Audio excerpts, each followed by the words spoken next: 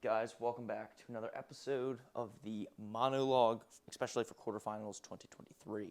Today is the morning of, it is March 17th. I'm walking you through pretty much how I'm going to prep my body, get everything ready that needs to be ready in order to have a very successful day. So, first things first, on the side I have the fish eye lens, so you guys can see a little bit over here, but I have my clothes. I have some liquid carbs. Just to start hydrating here, I have a liquid IV, electrolytes, water. My shaker cups with my pre-workout, extra pre-workout in case I need it. I have my electrode monitor or electrode device that is currently stimming my back, waking that up. The plan is, it is 8 a.m. right now.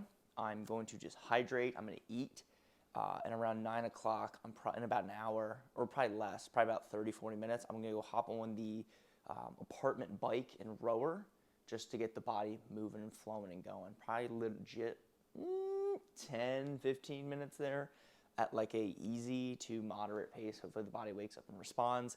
And I'll come back to the apartment, probably just start carbing up, eating pistachios for some fats and salts, but not a whole lot, just a few.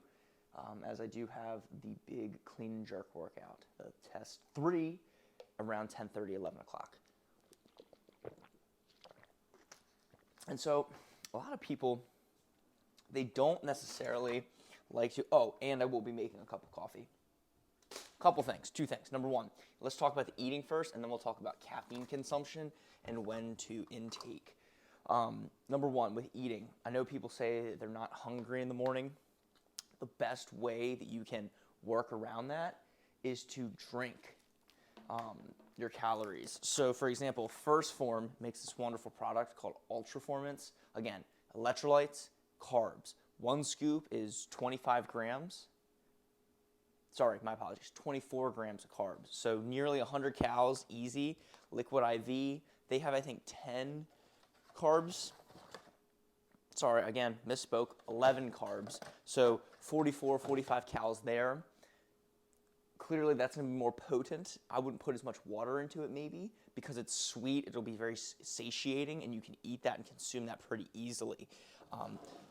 Fruit, if you can do a fruit, for me personally, a banana is very hard for me to digest. An apple, grape, strawberries, with sometimes I'll throw on just a little bit of salt, again, for electrolyte purposes. Those are great. Again, honey, any type of honey. That works too, is again, a quick carb consumed with water. I think it's one of the best ways you can get in calories as easily as possible. For me right now, I'm about to have probably 4 eggs, maybe 5. I'm not super hungry right now. But yeah, let's say 4 eggs and a big bowl of oatmeal with honey. Again, I'm just trying to carb load, wake the body up, get everything fiery there, but not load up too much so I don't feel bloated and crazy full when I get to the gym. As I will need to take in more. Again, this is another thing too. So you take in all this food, right? And for me, the gym is a good bit away, so I have time to digest. But if it was my normal gym where I have 10 minutes between the car ride to the gym, not a whole lot of time to digest, then you got to drink your pre-workout, get in a couple extra little bites of whatever food just to keep loading the carbs, and you just simply don't have enough time to digest. That happened yesterday. I ate too much of a banana way too early or close to the workout time, and I was starting to burp a little bit as I was warming up. So just keep that in mind for some things digestion-wise. Looking at caffeine consumption, right? Your pre-workout. I'm about to have a morning coffee. What we want to focus on or think about, Andrew Huberman from the Huberman Labs says it best, that you should probably wait about 90 minutes to 2 hours after waking up before you start consuming caffeine. And it's a rule that I've followed for a few months now. And I will say, it works. I'm telling you, again, anecdotal. It may just be like a one-off or like a not enough information or data for evidence, but I will say, me waiting, I woke up at 7:30. I will make my coffee around probably 8:15, 8:20 and drink it at 8:30. So waiting that hour is what I'm going to be going with. Probably should be waiting 90 minutes. But again, delaying my caffeine consumption has been the most optimal thing for me. I may even probably wait, honestly, until closer to 9 o'clock to drink that. So looking at my plan right now, make breakfast, eat that. Once I get off the camera with you guys, I'm probably going to turn on like the Rich Froning Fittest on Earth documentary. That always gets me in a really good headspace, as he is one of my motivators and inspirational people that got me into CrossFit, and just looking at his life and his work ethic and, you know, that whole process. It just gets me into the CrossFit mindset. Not that I am Rich Froning, or nor do I want to be Rich Froning, but just seeing that stuff, again, gets me in that flow. It gets me in that space, that frame of mind of what I'm going to be doing today. With the electrodes, I currently have them on my back. I will then be moving them to my hamstrings in a few minutes. I'm at a very moderate dosage right now of electricity through my backside. When I start packing up, it'll probably be somewhere around 9:30. Get out of here by 9:15.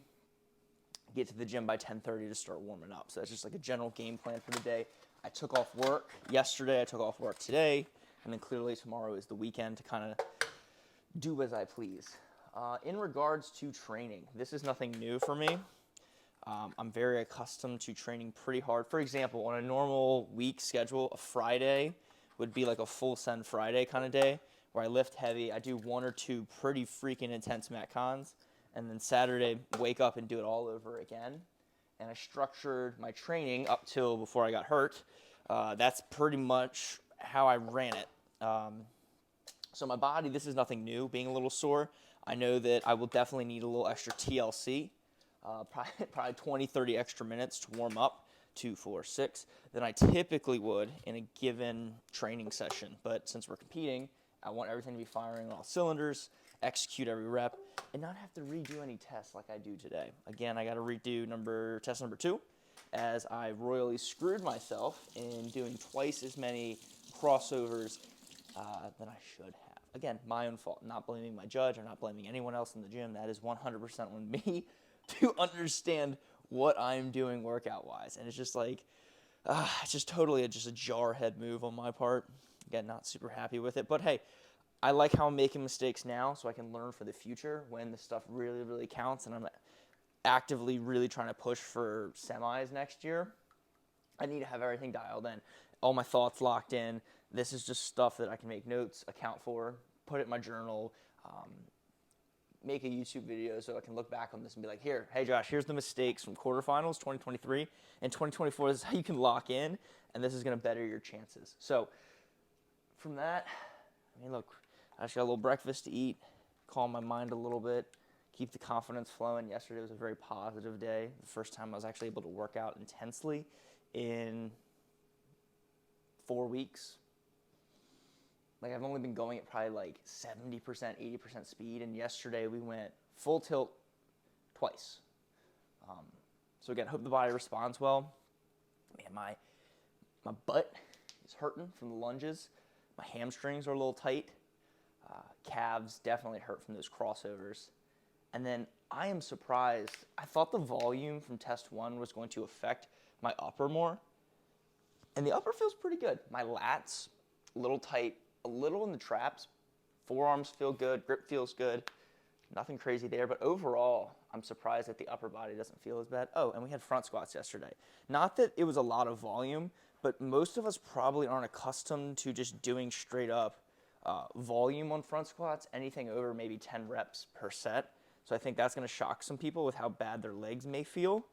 But I would say from my training and having a soccer background and really kind of keeping things well-rounded with my legs feel decently fresh. Again, hamstrings are a little tight from the dumbbell snatches, but again, lower back feels good. We're ready to rock and roll. I'm going to have a great breakfast, great mental debrief, load up my coolers again, bring all my camera equipment, make sure your phones are charged, backup batteries, bring your charger, have 2 phones, have 1 phone if you can, 2 tripod stands, whatever you can, in order to succeed. So that's going to be my morning. I'm about to edit this video now while my eggs are cooking, and then I'll have that out to you guys ASAP. So thank you guys for watching this episode or listening along. Hope you guys have a great day. again, good luck in quarterfinals. And if you have any questions, drop them into the comment section. I'll be happy to answer them. As always, peace. Much love.